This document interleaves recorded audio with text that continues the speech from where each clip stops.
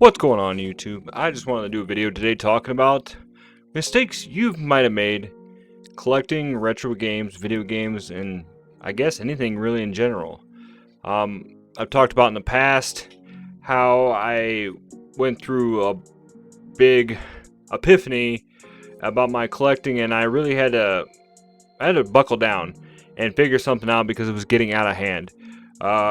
As you can see behind me, I've just kind of been putting everything back after the flooding we recently had and getting the game room back together. And, you know, as I was going through my totes and stuff like that, and even now, after selling so much stuff, I've been just really just kind of second guessing my whole collection in general.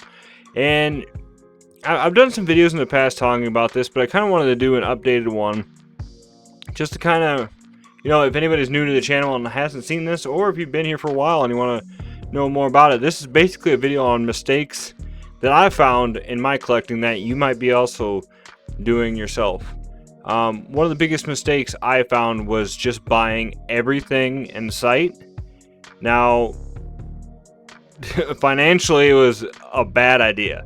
I mean, that's the basic one right there. Is financially, it was stupid for me to even think that I should just buy everything in sight. I remember when I first started collecting, about like hardcore collecting, about 7-8 years ago. I worked at Walmart, and I lived right across, or worked right across from Goodwill. So every time on my lunch break, I would go over to Goodwill, and basically any new games they put out, I would buy. Because at the time, you know, I think it was like $3 at my Goodwill. So I was like sports games, racing games, you know, PS2 games, anything that would, even if it wasn't even worth it, I was like, I had to buy something. And I've done videos in the past talking about how I had a big, like, almost addiction to game hunting in general, and that, you know, big spike in dopamine whenever I found some games. So my biggest mistake in the beginning was just buying everything in sight. And when I discovered, you know, I got a checking account going because I had to, you know, I had some financial issues, and I've been, we'll get into that whole, but I finally got a debit card and I got a checking account and everything going with that. And then I discovered, you know, rediscovered, I should say, eBay and Mercari and everything like that. And then that's when the floodgates really opened up. It was, all you had to do was go on there and search, you know, retro games, or just search video games in general, newest listed, and start going through it all and see everything that's basically on there. Now, there was times when financially, like I said, financially speaking, I was not smart at all. I would see something I wanted, and I had big grown-up money now, so I could afford it, so I just started buying all this crap. And like I said, it was not the best of titles. So one of the biggest mistakes I found right off the bat was just financially, this was just a big mistake to collect and not have like a goal in mind, which is what I want to kind of go to for the next mistake. I did not have a goal in mind. Originally, when I started collecting, I was doing the typical retro collector. I was going to go for the full Nintendo collection. So I was starting off simple. I was just buying every NES game I saw on Mercari and stuff like that.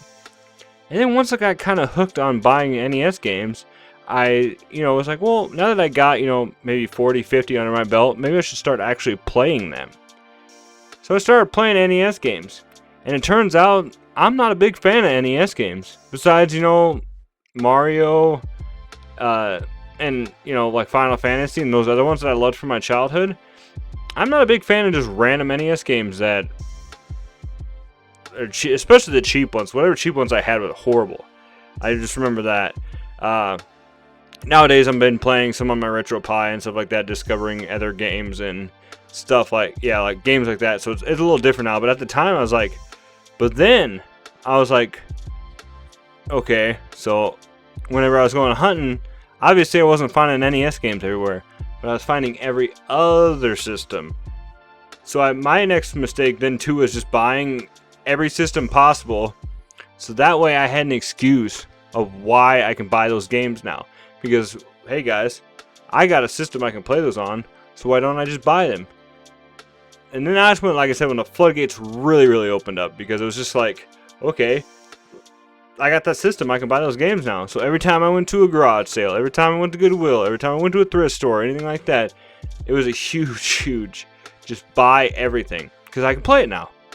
Even though at the time I really wasn't even playing that many games.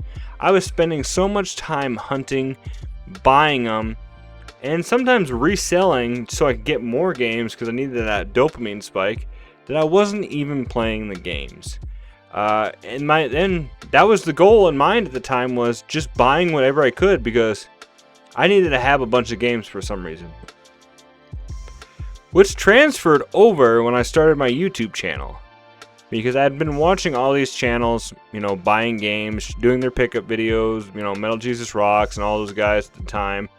I was huge fans there, so I was like, I'm going to start a YouTube channel. I'm going to do what they do, and I'm going to get huge. I'm going to get famous. I'm going to be making so much money on YouTube that I could just buy whatever games I want. I can amass a huge collection like the Video Game Nerd and blah, blah, blah. And yeah, so that my second biggest mistake possible was not having a goal in mind. And that's what I tell a lot of people nowadays when they're starting the collection, because they're like, well, what do I do? What do I do? I don't want to make the same mistakes you did, you know. And I said, pick a console that you really enjoy and that you want to collect for, and go with that. So I know, like, I think Wrecked Wizard, I've been watching his PS2 series, and he's been going for a PlayStation 2 collection. And granted, kudos to him, because I would never try for that, because I think the PS2, besides the Wii, has one of the hugest collection of games possible. And the sad part is I've known some people that have tried to go for a Wii collection. And talk about shovelware, guys. But yeah, he's going for the PS2 collection. So you got to have a goal in mind, because, like I said, if you're just going in there to buy games, just to buy games, you're going to run out of money fast, and you're going to lose interest fast, or you're going to just start collecting for the wrong reasons. Going on with the third biggest mistake, running out of room. That was like, I think I bought all these games and I had nowhere to put them.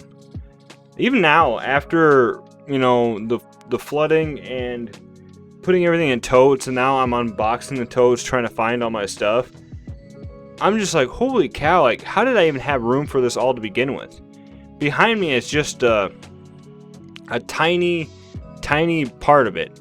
And it's just kind of like, how did I didn't have any room. And I can't even imagine the other people on YouTube and stuff that don't have like a huge basement room for this, a finished basement room to be able to put their stuff, because it's insane.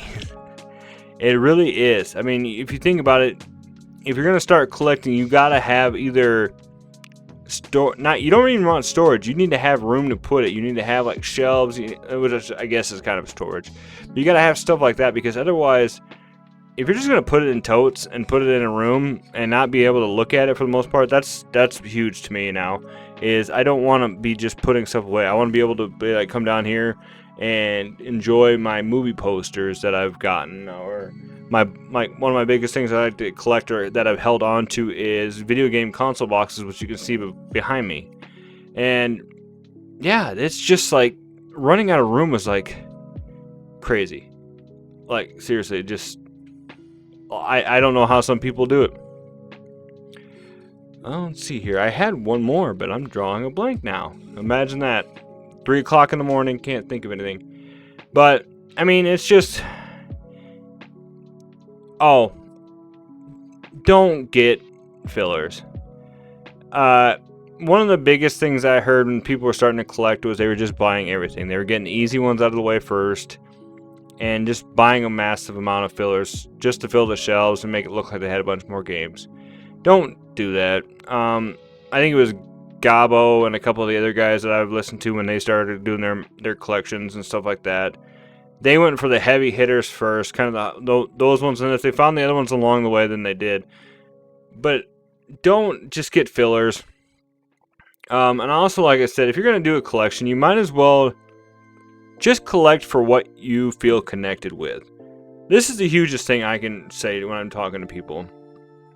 Buy the games that you're connected with, because it makes your collection feel so much better.